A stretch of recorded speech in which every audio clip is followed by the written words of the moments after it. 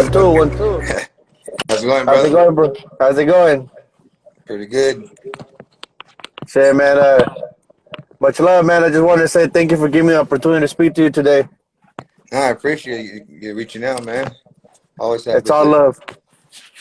So what's up?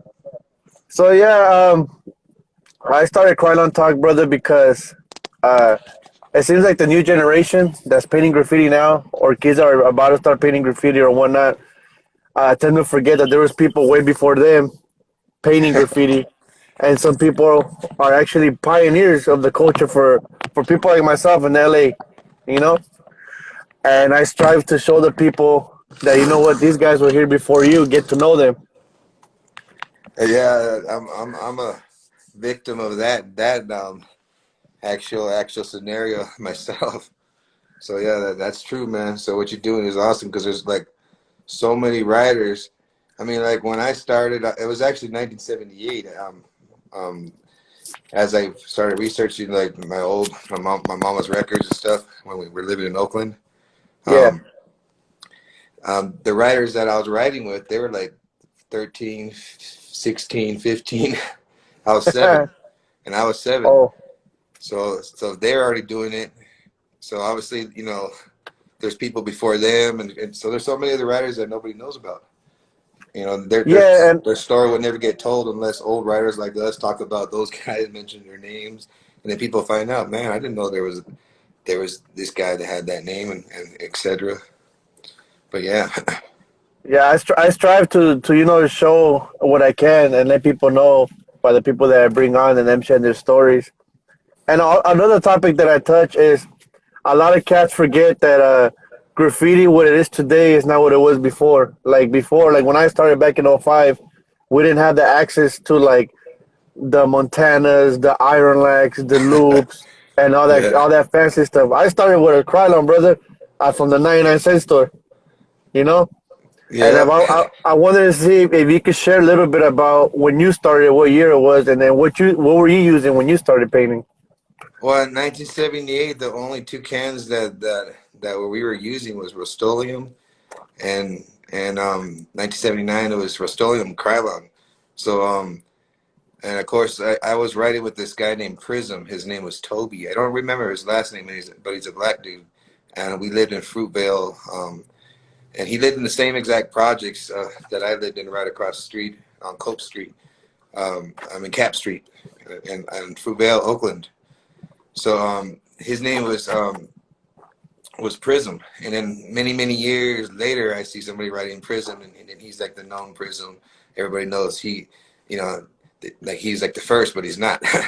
And so the cans that we were writing with was what they were using because I remember the slogan was Russ never sleeps. That was like they used to even write, and Toby used to write that on the trains, and that's the slogan. And in the same year, 1979, that Rust-Oleum came out with that slogan.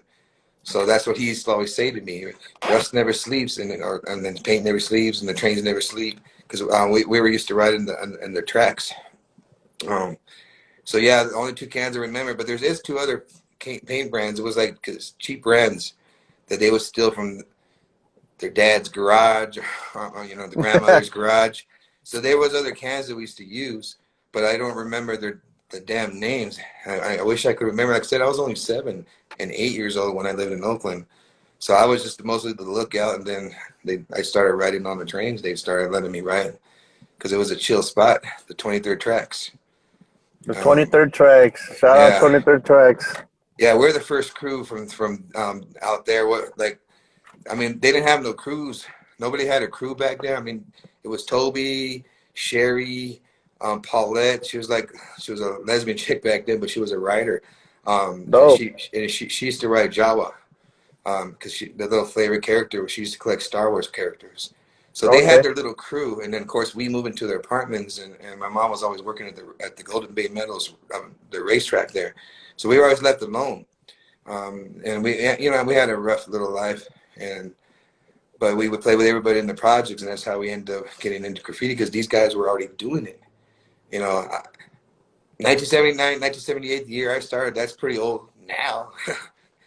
But back then Yeah, these the guys were already doing it.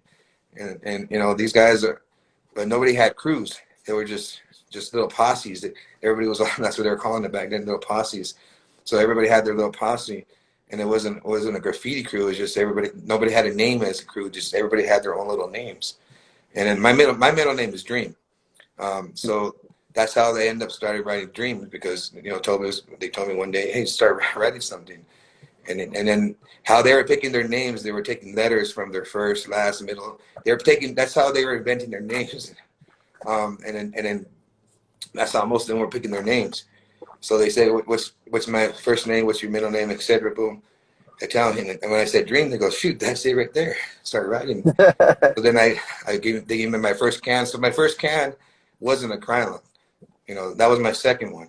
It was a Yeah. Rust-Oleum. And Dope. but so I wrote just did Dream. But like you're saying, as far as that's the only can I ever known. And you know, Rust-Oleum, because that's what it was good for the trains, because it stayed better is what they're telling me at the time. And then I moved back to LA about 1981, 82, and I don't have no more friends. I'm new back to my school, so it's not like I was going out telling everybody to start writing, but I was just writing in my alleyways, in my projects, in my apartments at Pico Union. And so when I came to LA, that's when I got introduced back to Krylon, because later on, TDK was already around. Was the first crew I seen when and they started in 1980. So they were using colors, because Krylon came out with colors. And I Dope. remember the lime green and my favorite, the plum. And I mean, those are all, and true blue, of course. Those are all my favorite colors. And I used to use those mostly. But it was just Krylon from that point, because Krylon started having a few colors. Rust-Oleum only had a few. So that's how we had to stick to a few colors at the time. And of course, How did you feel about Krylon not showing love to the graffiti culture, like them not wanting to be associated as far as like giving out some paint or uh, sponsoring some events and stuff like that? well, you know what? At one time, we had love for Krylon, because everybody was putting Krylon this, drawing little characters of Krylon. At one time, we had love for Krylon, because in the early 80s, mid 80s, 85, 86, 87, this lady named Helen Samuels, she formed this thing called Earth Crew 2000. Then she got the best graffiti artists from around the world, and then mostly from LA, because we were based in LA. And then, it was me, Skill, Skate from CBS, Hex, Omega, Nuke, Duke, Prime. It was a bunch of us old people that were first writers from 1982 era and on up. So she got Krylon Company to sponsor us. So that Oh, was the first dope. time, yeah. And even the LAPD and the fire department, all kinds of actors like Tom Cruise, Jane Fonda. Jane Fonda was a big supporter of us. Actually, she has a whole bunch of our pieces framed up in a room in her house in Malibu that we used to go to with them. She has like a workout room, and then everybody gave her art pieces. So she still today, I guarantee you, she has those pieces from us. Um, but yeah, it was, we had love for that. And then, my life switched when I started moving. So I moved to IE, Fontana, and all that, and started TDK everywhere I went. But then those areas never had no graffiti. And that IE, we were the first graffiti crews. I was the first tagger, I guess you would call it, the first piecer. And I brought the first crew out there to the Inland Empire. And everybody knows that out there. Because TDK is now a gang out there, a part of our crew. They broke off when the mafia came and said you had to become gangs. So we kind of got away from the graffiti. So then I Yeah. lost touch with Krylon. And now you're talking about the future, where they're at now. Okay, now that I'm painting, and because now it's legal, we can paint without getting killed and etc. You know what I mean? So Can you share about a little bit something about that? Was it a time in graffiti where you couldn't paint without like maybe getting shot at or stuff like that? shoot, that was the IE, the Inland Empire. That's the Inland Empire. Any artist that came from the Inland Empire, we got to give them props, because I was there. I'm from LA, from Pico Union, the first area that the first graffiti came out of, the first cruise, which was TDK. There's really nobody older than TDK in 1980. And all the other crews know that, because they all stem from us. But yeah, the IE, I used to always go back and forth to LA, because all my boys from the crew were still out there. But the IE is where the graffiti writers had it bad. I mean, bad, because there was no such thing as that out there. And they had, it's not like LA where they had a million gangs. Every city had just maybe one or two main gangs that have been there forever. So you write on any wall, they're after you. So when that happened, it's like we couldn't do graffiti. We couldn't do anything because there's no alley, nothing that was untouched by the gangs in an empire. So to go out and do what we did, it turned the whole entire IE against us, and then everybody's trying to kill us. Yes, we have lost a lot of guys. We have about 6, 7 guys doing life in prison. See, that's why the era of Krylon, we left behind, and we didn't get to paint. And now that that's passed, we're back. And then you're saying, then I come back and I find out Krylon is because I used to be able to fit my best. The only tip that I ever used, because back in the days we only had one tip, and we would keep in the paint thinner. Always keep your tips in a little cap, the spray cap, flip it over, put the paint thinner overnight, blow it out with some WD-40. That's all we had was one tip. And then I used to develop different tips by X-Acto knives, burning stuff, melting plastic. I used to come up with all kinds of ways just to make weird designs of my pieces. But we still only stuck with one tip. And mine was a tester. I came out with this little tiny tester model spray paint. Yeah. So that was the best thing, because nothing at the time because graffiti art back in the day, like the way I paint now, it's like lightning speed, because that's the only speed we knew back then, because that's the only speed you could paint with those paints, or else it'll drip. So tester, it was the only one that gave you a little bit to be an outline, to make an outline. And of course, put it on the Krylon, it used to work. And then so of course, Krylon became my favorite paint. And when the 80s and then the 90s, that Krylon was everything. I was Krylon. I would wear Krylon. I put little Krylon symbols on my jags. But then, as the future came on, where we're at now, they put these tips on there. They don't allow us to put that no more. And I was like, what? And you asked that question. They say because they're trying to avoid the spray paint to be used for graffiti, be more to the home improvement. Yeah, they don't want to. They don't want to have the image of I guess they would say ghetto us people. They want a corporate America, Starbucks, gentrification types. Everybody's getting gentrified. The whole future's changing. That's I'll tell you what, these goddamn spray cans ain't gonna be used for no goddamn graffiti. But here's my answer to that, bro. I never paid for spray paint, so I got them back way ahead before they can screw us. Because definitely. So yeah, I supported them when they did support us. That was the only time. Then I was like, oh man, I'm gonna stop racking Krylon and just keep hitting Restos, because the paint stores were Jackson's Paint and Sherman Williams back in the day. There was not too many paints back then. Places where we used to rack cans, but we Can you share a little bit about the experience about racking? Or like, was there something where like if you get caught, you're looking at like prison time, or was it something more like lenient? Racking, yeah, you're gonna get prison time, and especially in the IE, they made special laws. Like for me, they were trying to give me life in prison at one point, because I was, TDK grew so huge in the IE, and then we, I was uniting all the chapters from LA all the way to IE. So we started mobbing. We owned the 10 freeway and the 210 and the 99 and so all those freeways we were hitting just back and forth to LA. No crew was doing that. And then that's because we had the biggest battle, and the biggest battle in tagging history was our crew TDK against a crew called YGW out of Ontario. So the challenge was to hit who can dominate the freeways all the way from the IE to LA and back. So it was just the 10, but we took it to another level in 2 days. We hit the whole 10 back and forth to LA, almost every single spot. We hit all the other freeways, the 210, the 99. So and so we killed it. And that's when we made front pages on 3 papers and Ontario, Pomona, and Orange County. But going back, like I said, the tips. Okay, they're putting tips on these cans, you know, like Montana's and all that. You know, I ain't gonna be a hater you know, I'm old school, yeah, but I'm open to change. You know, yes, in the beginning, all we had was Krylon and Rust-Oleum and no special tips. You had to have pure hand skill to be able to create art to make it look good. Yeah. Nowadays, they have low pressure tips, low pressure cans.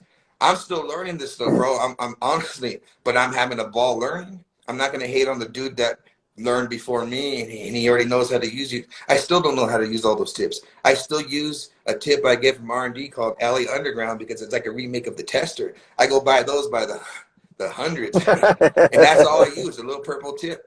And because I'm so used to what I used. I'm not gonna hate on all the new cans. That's awesome because art is art, and it's allowing people to paint. It's opening up a door for artists. Now the whole world wants to do graffiti. I'm not a hater saying, "Oh, it's just us. It's just us. We're the only ones." Now everybody wants to do it. That's what a lot of Yeah. people cry. Okay, art is art. You can't hate on people. You can't hate on someone who just started. Someone who everybody has different levels of talent, and but so I don't hate on the tips. I don't hate on the new cans. At first, I kind of did. When I was like, what the hell? Oh, this is easy. Shoot, anybody could be an artist with this stuff. That's what I was pretty much saying.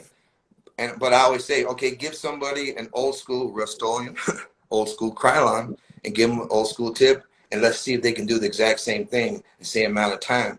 You know, they can't. But you can get an old school artist like us, and we can still dish that all day long because we have a special talent that has pretty much it's evolved, and it's pretty much our skills are gone. The new artists of the day, they don't have to learn those special hand skills. They don't have to learn how to move and how to make. They got these cans that do it for them. It's like everybody. We're American. We're lazy. We just keep finding ways to make things easier.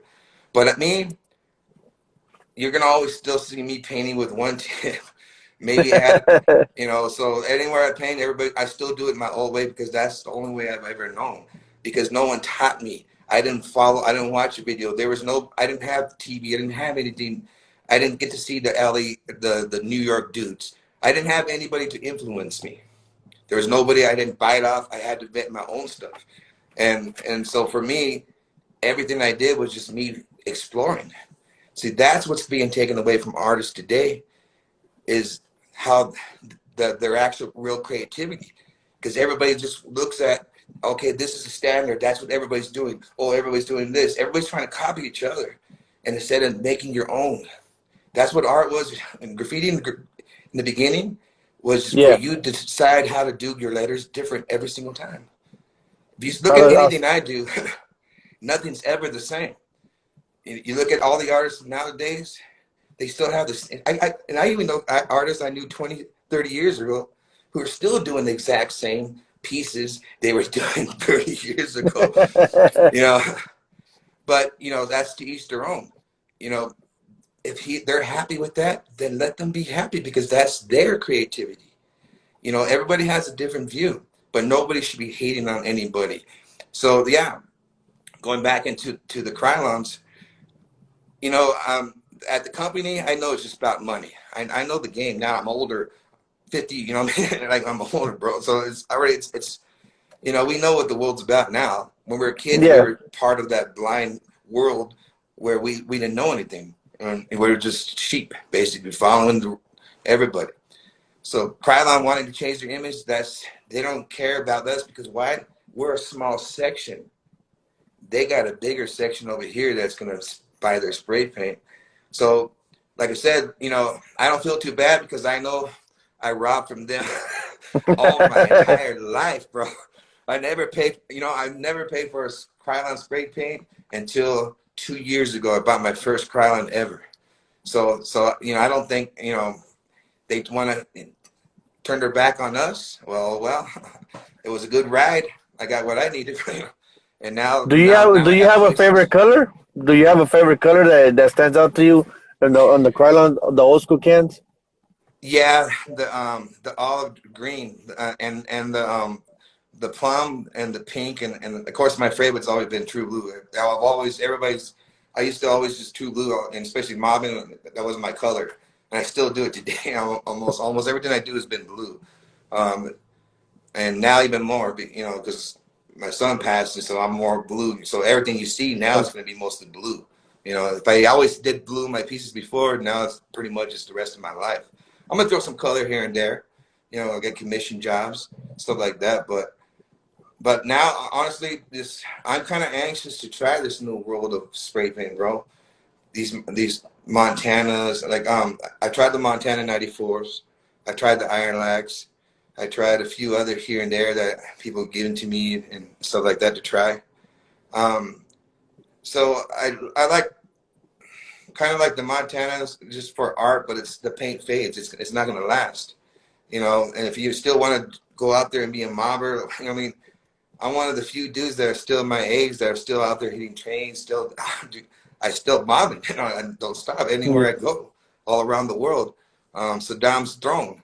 I painted his throne, and I was the only graffiti artist because we're the ones that my unit's the one that took over the airport, took over his castle. We had his throne, and I have a picture of my dream rep, the only one that wrote on Saddam's throne in 1990. So yeah. Can you share a little bit about traveling the world painting graffiti? Is there something you could share, like something that you've seen, or seen somebody painting graffiti a different way, or something that just kind of like tripped Well, you see, out? Like, I've never, honestly, bro, I traveled the world, but through the military, and then when I got out, I was in the music business, so I traveled the world that way.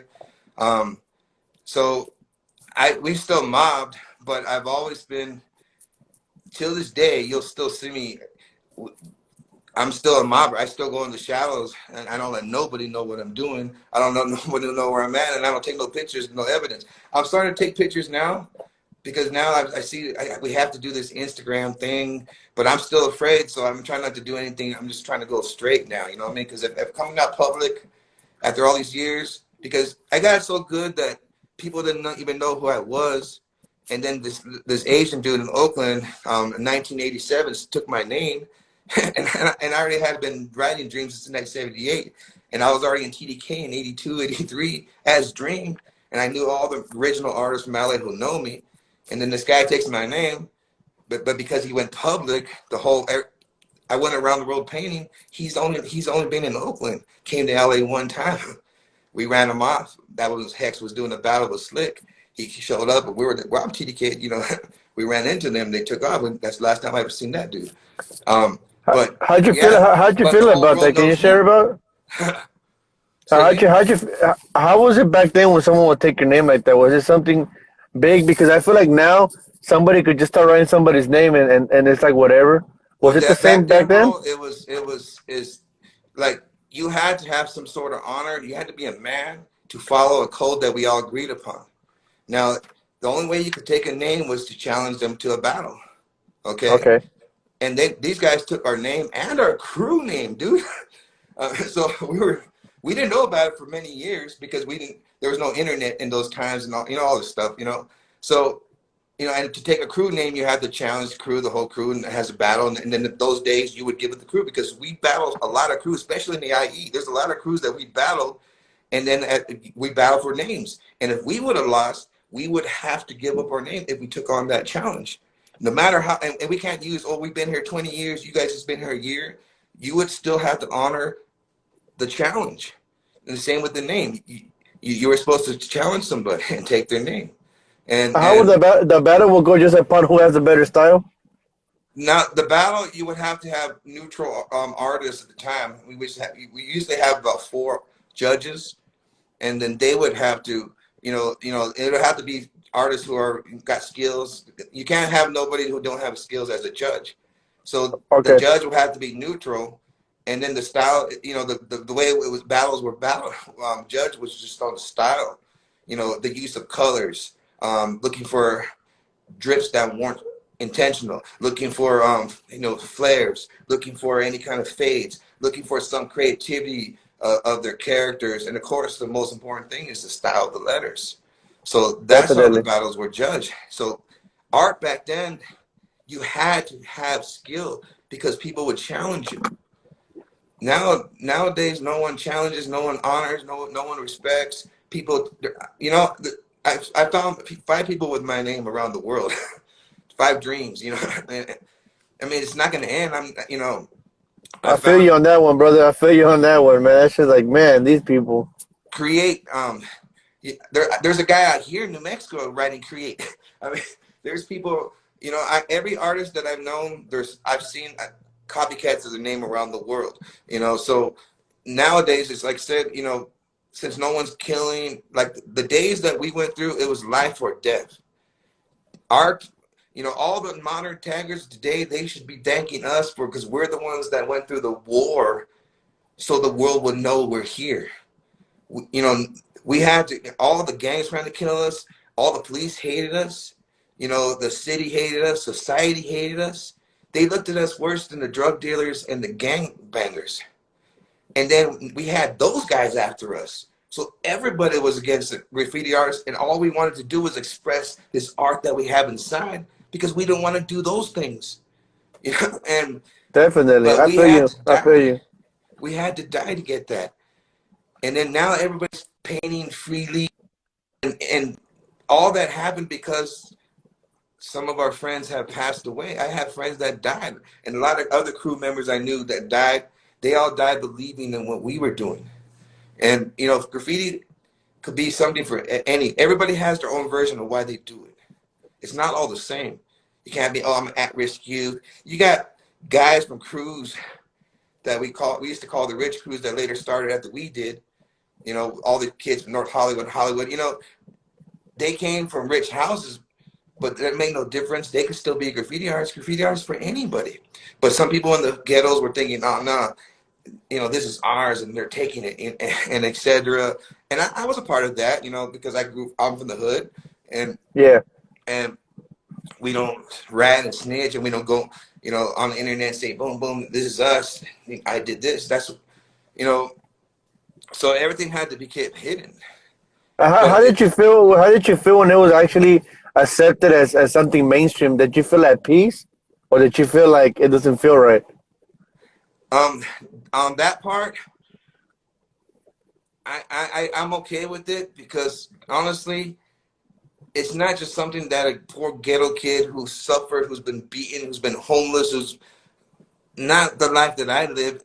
That was my escape because that's all I had that was free, because I can go steal the cans and it's my limit, as much as that was my freedom, and it was something different. And of course, you cannot forget the thrill. That's going to get you no matter what you're going through. That thrill of hiding, the thrill of knowing you can get caught, the thrill you're going to get chased by the choppers, the dogs, the gangs, the people, the vigilantes. That's the thrill. And then the thrill of climbing the trying to do out, You're take it to breaking the up a limit little just bit. to get your name up there. I'm You losing you a know. little bit. We good? So can you hear me? Okay. Yeah, I can hear you. Okay. So that's the thrill. So, graffiti changing, to answer your question, I'm okay with it because it just makes it like if my children want to paint, which my son, my youngest son, I'm not going to force it. I'm never going to tell him, hey, come over here, pick up this can. If they want to do it, I'm going to support him. And unfortunately, because he wants to be like he looks at his daddy, he's picking it up, and he started painting at 2 years old, and he's been painting all he's 6, he just barely turned 6, and he's already doing burners that guys who are my age have been doing it forever can't even top. So he has a gift. So I rather as a father, we start thinking as a parent, and I don't want him going through what I had to go through just to paint, because then I'll be worried every single moment that he's out there. So with it being open and free, and graffiti parks like Venice and stuff like that, he has a place for his art if he chooses to follow in my footsteps. But at least it's going to be a safer place for him to do it. So I don't hate on change, because change is always going to happen. You got to accept it. You got to keep changing with it. And so me, I'm gonna accept it. I can either sit back and cry like an old man, like people my age should be, old grumpy grandpas pissing off at the Yeah. whole world.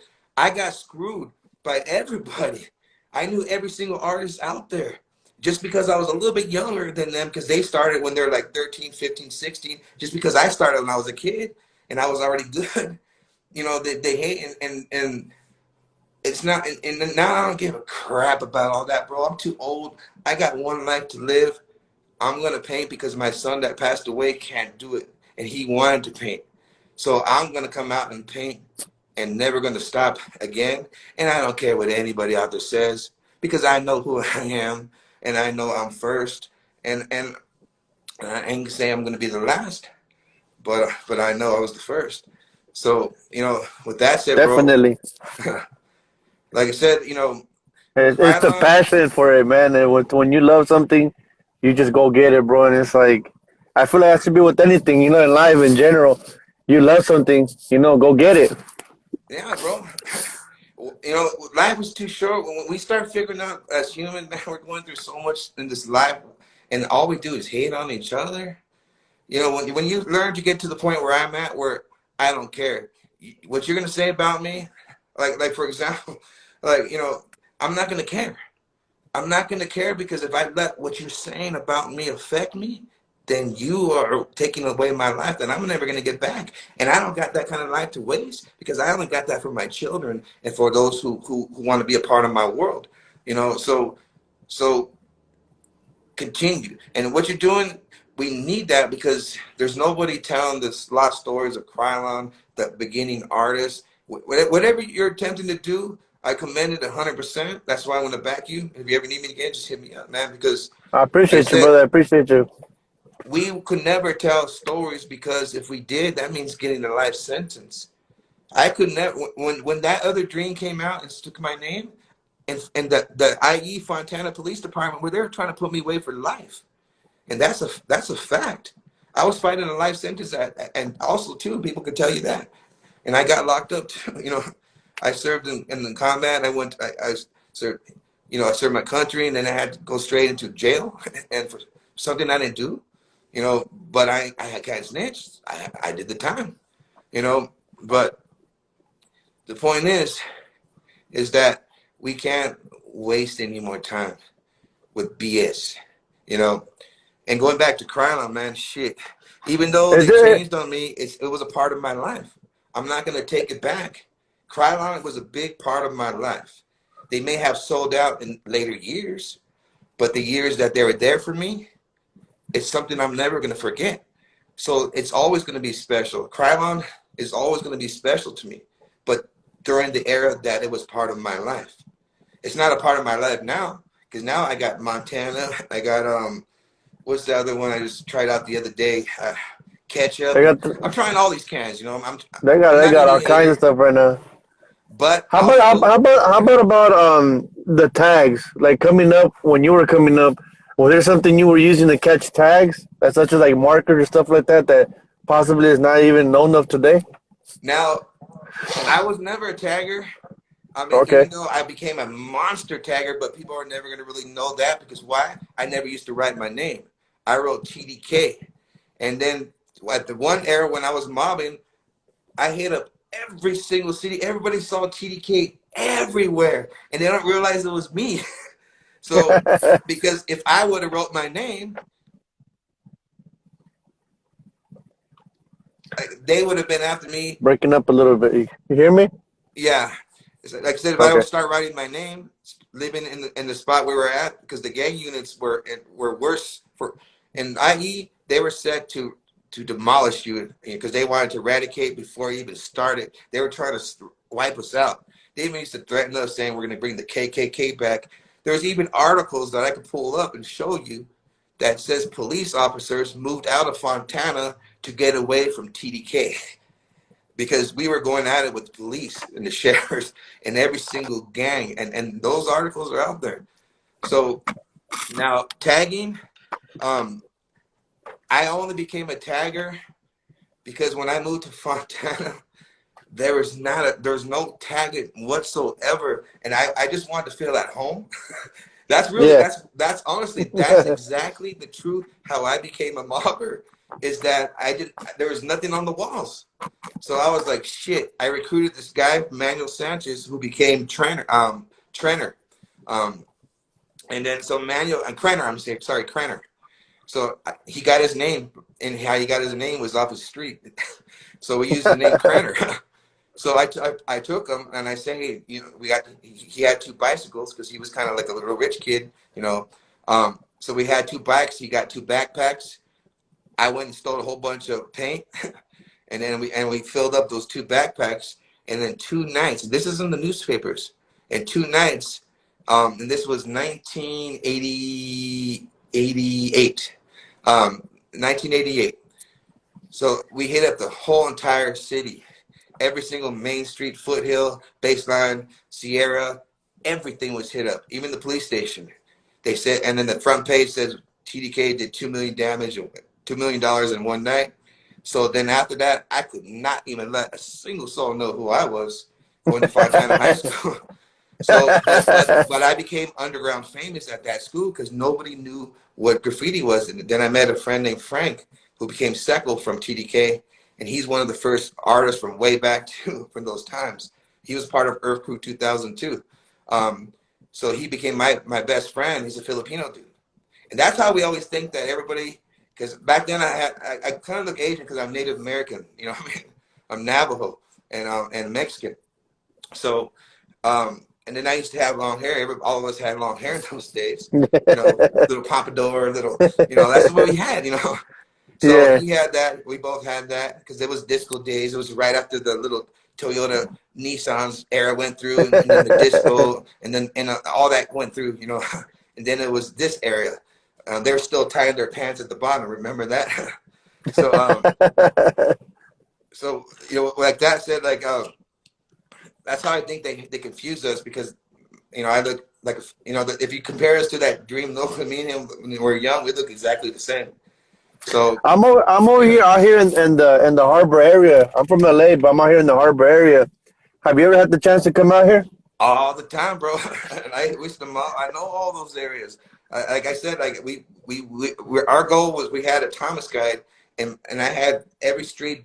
I was trying to hit every single street in every single city, and I was drawing lines on that. And I got addicted to tagging, and I wasn't a tagger. I honestly, bro, I didn't like taggers because when the graffiti artists, it was just us, and then taggers came along, and then they started going over our shit. Excuse my language. And then that's when we started getting pissed. So then in the beginning, taggers and graffiti artists, we were called writers, they were called the taggers. And we hated them, and I came with that attitude out to I'm a graffiti artist, but I had no choice because I was the only one. And nobody knew what it was. They just saw me walking with a little peace book. And everybody thought I was carrying a Bible. Everybody's telling me later here, when I first met you, I thought you were a religious dude. Because I dressed differently than everybody there. Because I used to always wear sweats pulled up like shorts, socks go all the way, shirts and a hat. That was my style, Raiders hat, So I was the first one dressing like that out there that nobody was looking like that. So everybody thought I was a weirdo, because I'm carrying this little Bible. Like it was a peace book, you know what I mean?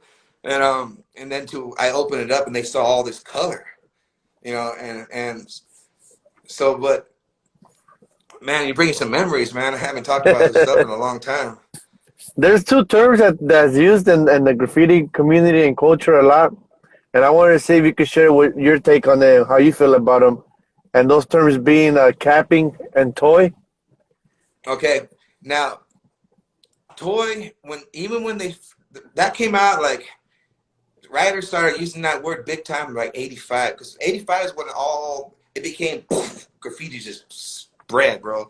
Because there's only like 19 when I was in LA, I was just mopping my alley or the school, the desk, underneath the bathroom, and I used to put "I love Dream," and we used to run into the girls' bathroom, and I used to write that all the time. I love Dream, and we used to do crazy stuff, but there was nobody else doing it, and plus only in Pico Union, it was just a few of us little ghetto kids that live in the apartments. And so that's all we knew. That was our world. We didn't know anybody else at that age, obviously. But towards, as we get a little bit older, towards 85, that's when you start seeing graffiti just come out everywhere. And the only ones before that I used to ever seen that was actually out there on the streets doing it, not like me just in the alley or my house or my backyard or on cardboards, whatever I was practicing on. Because I was still little. move back to the hood, everybody's killing you right there. I can't go out at that age doing that. But of course, if you're 16, 18, 19, you're at that age, you're doing it. So I used to see soon. Let me see. There's really no legit. That was it. And then later on, I started seeing other writers start writing. Like that's when the new writers came in, like Risk, Minor, all these other guys, and then Hex. You start seeing everybody get up around Yeah. 82, 83, 85, and then that's when 85 is when I seen the other Dream from SMD, about 1985. Samoan dude. I met him. We were cool, but he was a different crew, and I was part of Earth Crew, and they were involved in all the same things, so we couldn't be enemies when I first met him. Plus I was living in IE. He goes, "Oh, you could be the IE Dream," because I'm from LA, but you're living in IE, But I'm still from LA. That's my home. That's my heart, and that's everybody always knows. I was the first one in IE wearing a black Dodgers hat with a black LA because I had it custom made back in those days. And so, and then everybody, of course, making myself a target because those guys hated everybody from LA. Everybody from LA hated everybody from IE. Now it's okay.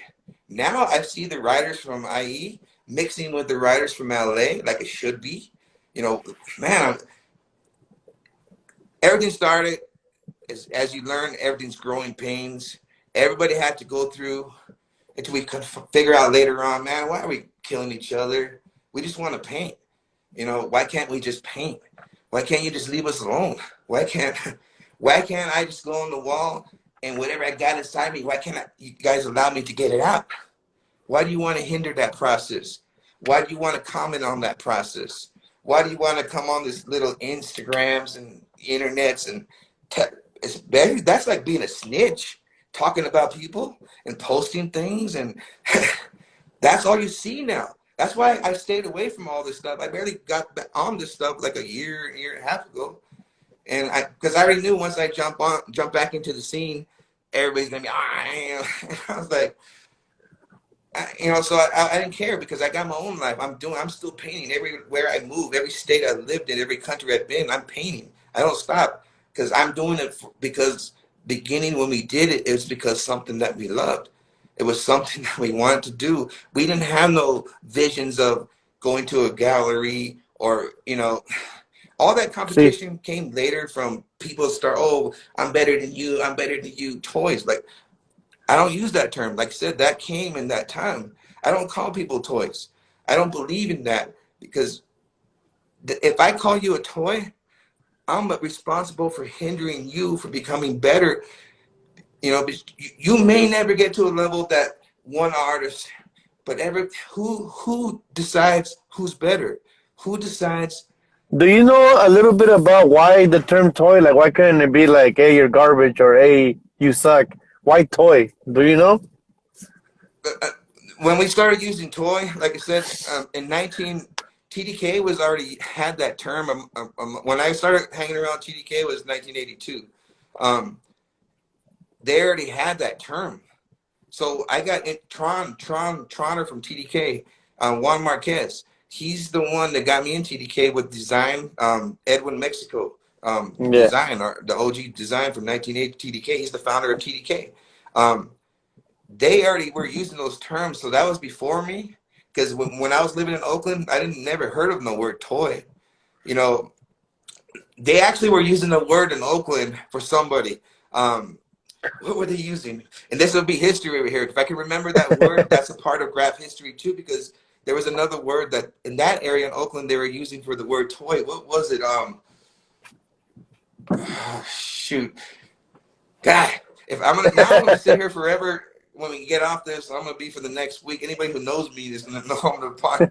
But if I can remember that word, I'll write you and let you know. But there was a word that they were using to basically it'd be the same word as toy.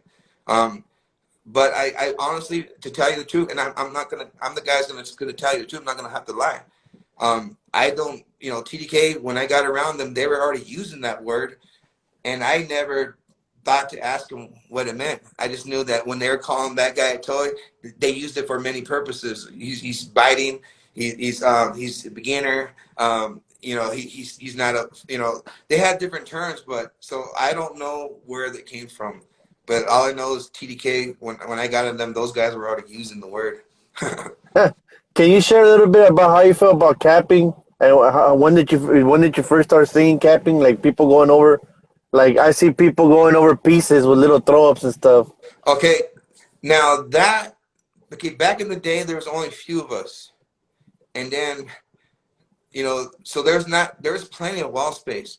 In those days of your old buildings, alleys, everybody was just beginning and testing the waters. Because when you first learn, you're not all the first day I'm going out in front of everybody testing yourself because you don't know the ropes yet. Everybody's finding alleys and walls, anything they can practice on, you know.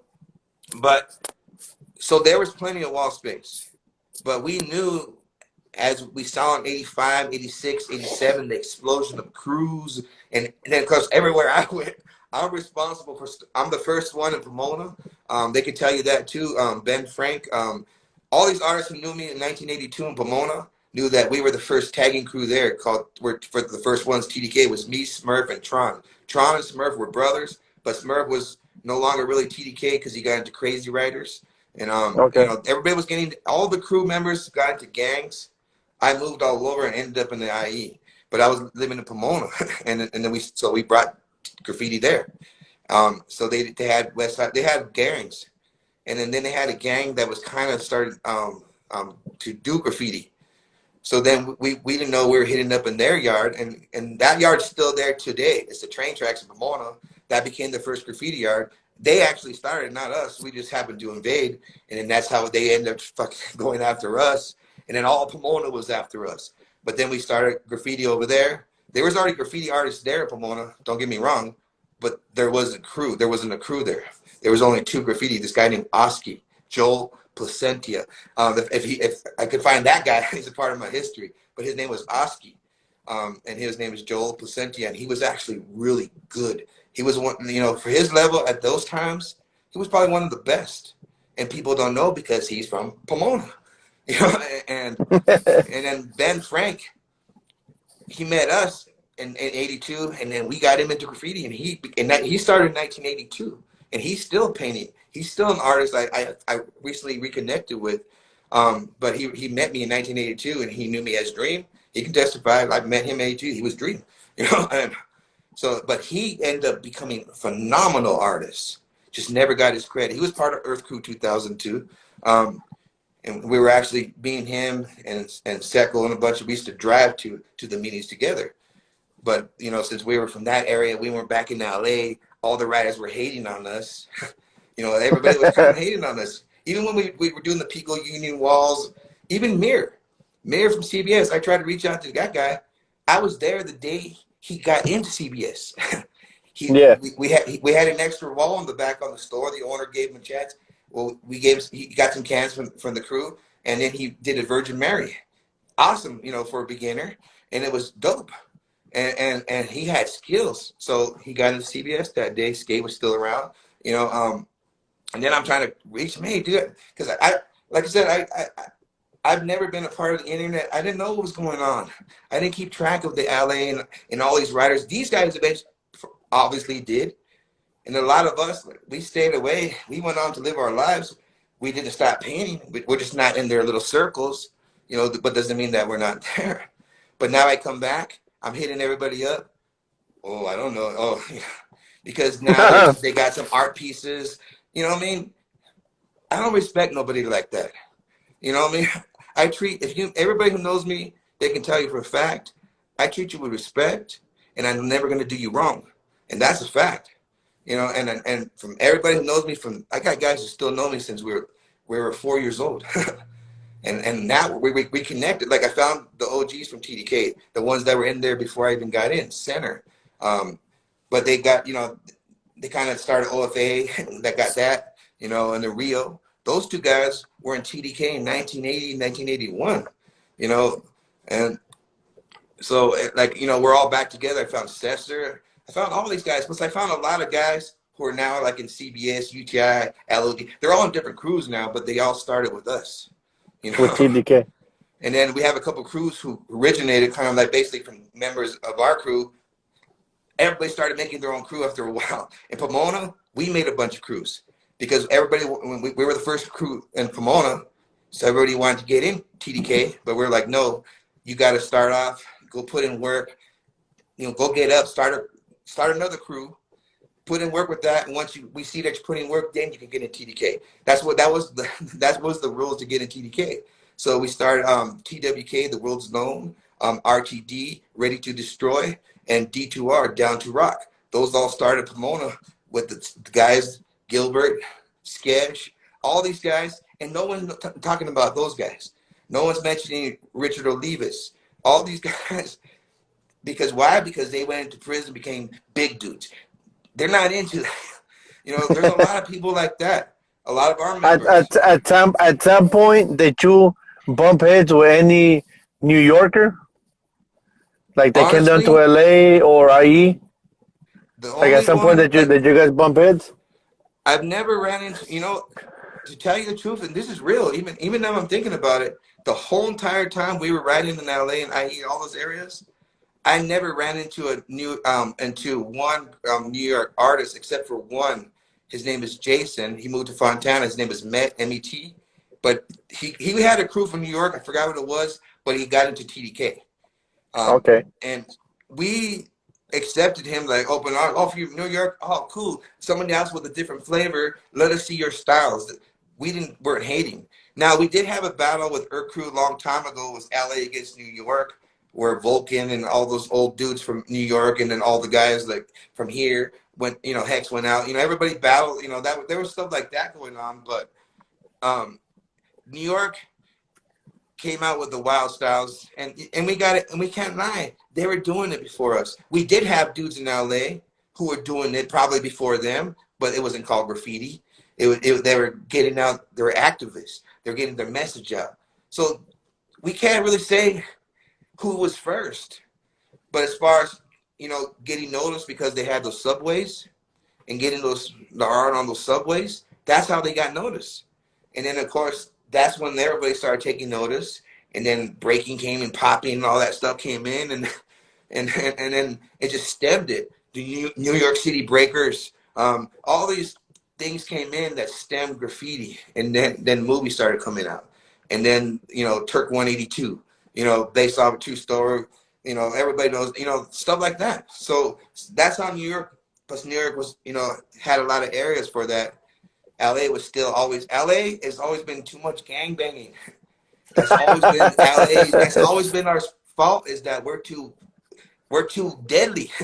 We're too much killers in LA. All the other cities like Oakland, that's how the TDK in Oakland got to survive, because when they came around like 87, because I got proof when they were saying that they used to go live and do interviews and to give the history how they started. So they were telling the truth in the beginning. So I got that recorded. I'm just saving it for the movie that's coming out.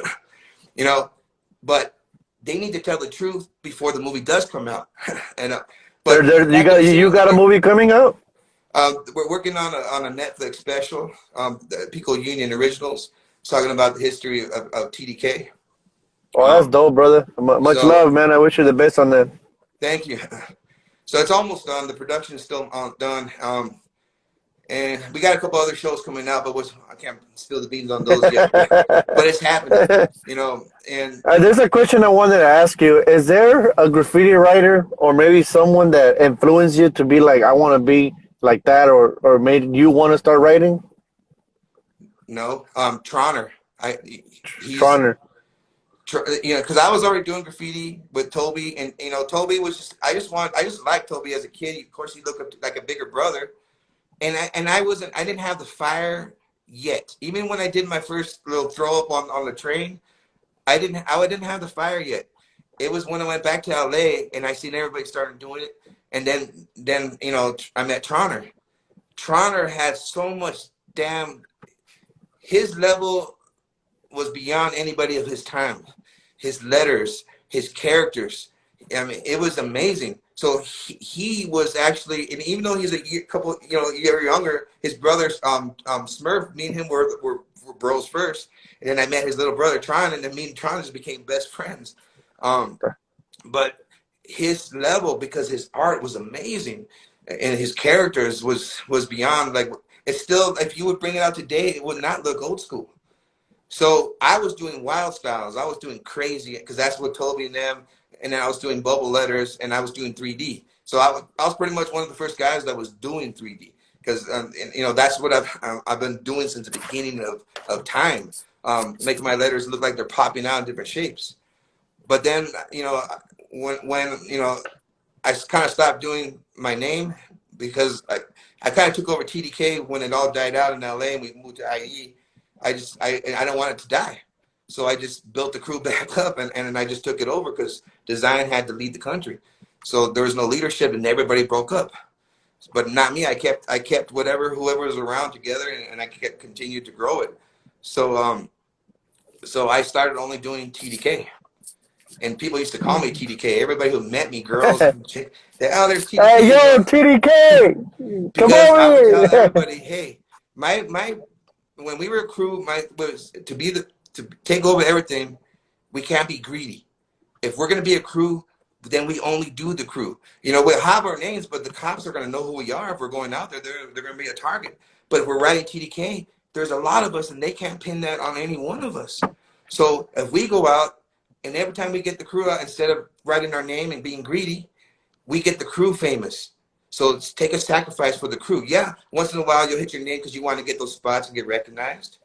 But then you make yourself a target for the gang unit, and then you make yourself target for gangs. And now they can question who's this guy, where is he at? And then they're doing home raids. In Fontana and IE, they were doing home raids. So you couldn't write on anything. You couldn't have nothing in your room. You couldn't even have a Polaroid. You couldn't have nothing. If you did that, you were gone. So you had to have nothing. And They're back in those days, they've told me that out here in the harbor area, there was somebody Dream and Green that's the painting same one. a That's Ziggy. That's from SMD. And Green's still around. I met him. I met him at the Belmont Tunnel because Belmont Tunnel was like the TDK little art. That was our little yeah. area. That was our little hood. You know, Green is still around. yeah, he's still around. I found him on the Instagram. I seen him. He's still around. But you know, he was a good guy, and you know, and he was loved by so many artists. Because I'm finding out, yeah, he stood around, but he passed away, which is the sad thing. I wish I wish they're around so we can all talk because they all met me before they became my name. Yeah. You know what I mean? And when I lived in Almani, the RTD bus station, that was my yard. I was the first graffiti artist to hit that because the yard that faces the 10th freeway, I used to hop over the wall and get all the RTDs. But on this side, that's where everybody used to see a dream piece, and everybody was wondering who did it. They got the credit for my shit. I'm not gonna say nothing. Yeah, they mentioned they mentioned to me do that. I want to show off or do I want to get locked up? You know what I mean? Yeah, for you. And then when this dream passed away, they were going, the gang units, all the gangs were trying to kill me. So when he passed away and the word got around. Hey, brother, so sorry to cut you off, but they're telling me I got 17 seconds because I guess there's a limit on the IG. You got it, my brother. Man, it was a good conversation, man. Again, I just want to say thank you very much. I appreciate you, and we'll stay tuned because it's good enough. You got it, my brother. Appreciate you, man. Much love, brother.